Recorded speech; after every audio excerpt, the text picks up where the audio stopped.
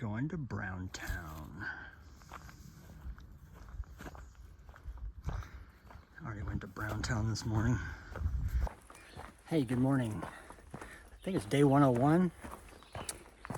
Been hiking for a little while now, but finally on a flat area, so taking the opportunity to check in. Got about 11.5, 12-ish miles a day to Front Royal, or the road that goes into Front Royal. I'm gonna stay at that hostel that's like right where the AT comes out on the road, like walking distance, the next driveway over. Had a good night at the shelter. I missed the Brick by half a day again, so the Brick stopped in there yesterday for, I assume, middle of the day, lunch, snacks, something like that, at that shelter yesterday, and then I was there last night. A couple of through hikers, but then mostly like 5 or 6 total section hikers in the shelter and in tents and hammocks around, building bonfires, playing music on Bluetooth, you know, real wildernessy kind of stuff.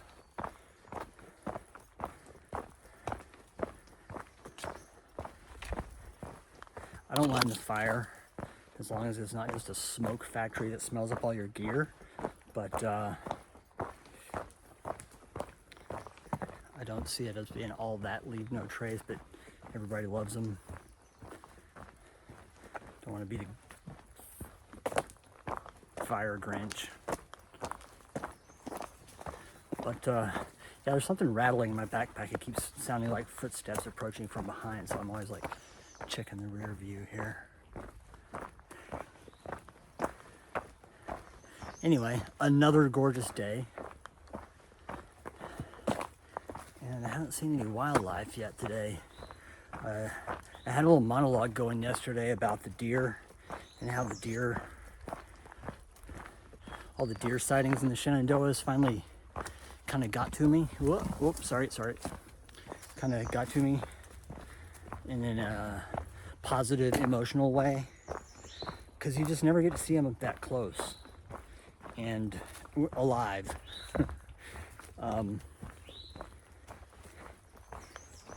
the ones here are particularly beautiful.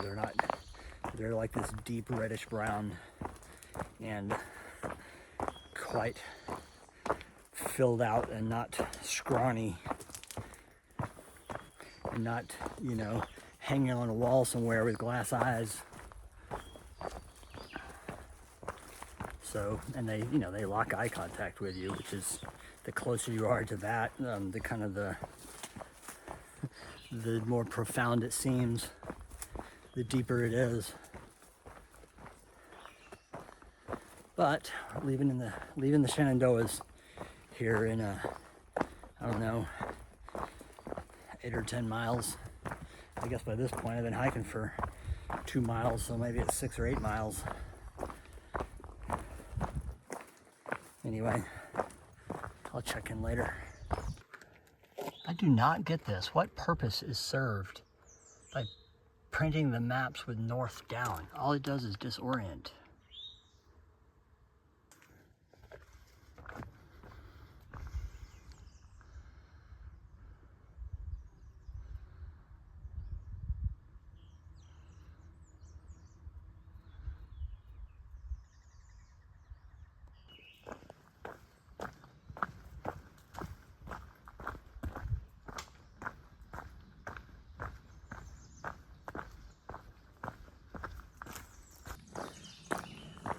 I don't know if I mentioned this already.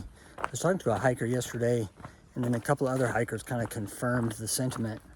But he was saying that he had become bored with the trail through the Shenandoahs, and a little bit disappointed that the trail doesn't peek out on more scenic overlooks.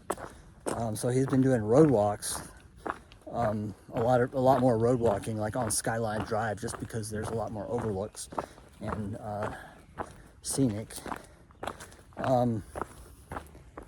Swear to God, Every time I do this, I start hearing noises in my head behind me. And then a couple other hikers kind of said that they agreed, even though they were staying on the trail. But I'm starting to agree, not starting to. The last few days, I too will agree that the trail has been kind of boring and samey. And I'm not going to complain about how level it is, but all the woods look the same. There's basically two modes of woods. There's this one.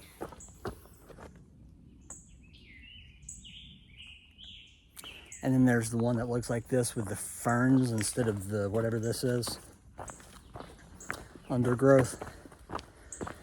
And usually when it's the ferns, then the trees are skinnier and more evenly spaced. And when it's this stuff, it's like, you know, you get a different variety of trees. But that's pretty much been it for like the last week and a half.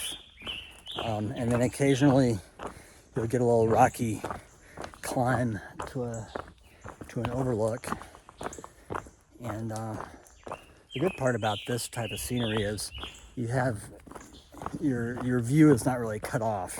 You can see pretty deep into the woods, which means you see a lot of deer and not a single bear yet, even though there's supposedly plenty of bear here too. Just taking a little break here on the edge of the Blue Ridge Parkway. The gnats in my face today have been next level. Like, I hadn't noticed that before today, this morning in camp, and now. So I don't know what changed, but it's very gnatty here. Birds. Anyway, snack coming up. So this morning we have the last of yesterday's mixed nuts and a fresh batch of homemade tofu jerky.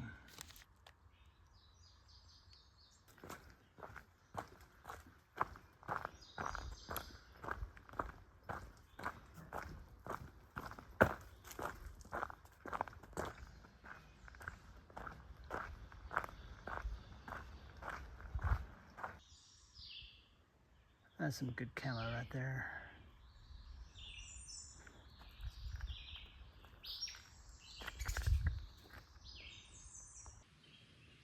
Well, this is the exit on trail anyway of Shenandoah National Park.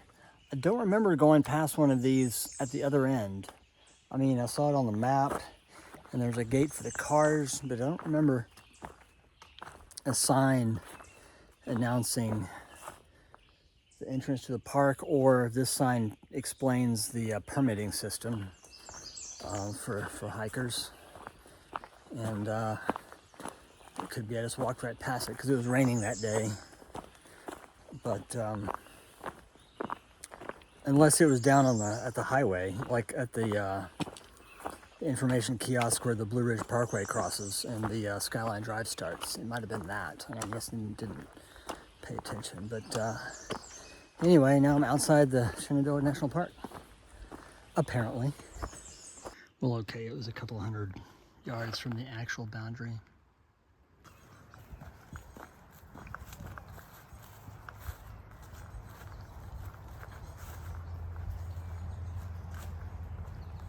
So this is like a hiker hostel. Oh, while we're on the subject of doing architectural reviews of the places I stay, there's some literature on the house that they're using for this bed and breakfast.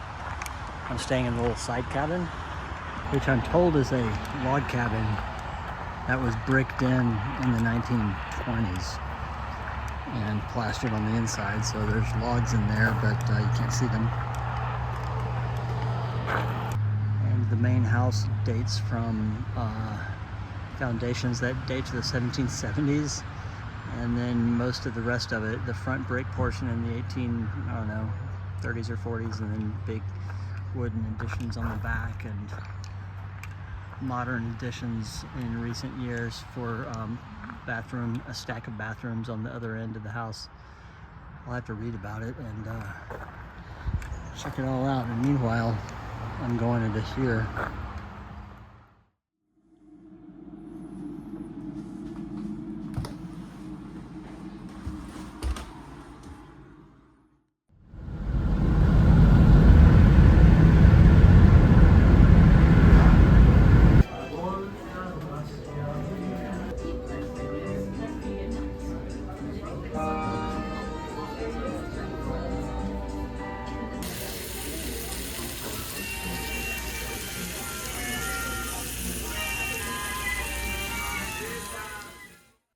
I just did a short and quick resupply at the grocery store in Front Royal, and I only need like 2.5 days worth of food, and I have a little bit of food left, so really only just barely 2 days of food I had to buy. They didn't have what I was looking for, so I had to improvise, and I got some ice cream for back at the room, but now I'm just waiting for my ride. And I ate Mexican at the restaurant at the other end of the strip mall, as you saw. But we took a little tour of downtown Front Royal, and it's definitely a little worthwhile downtown. It's full of shops, walkable, interesting things to do. So that'd be a nice place to stop by on a Saturday afternoon if you're driving through the area, I would say.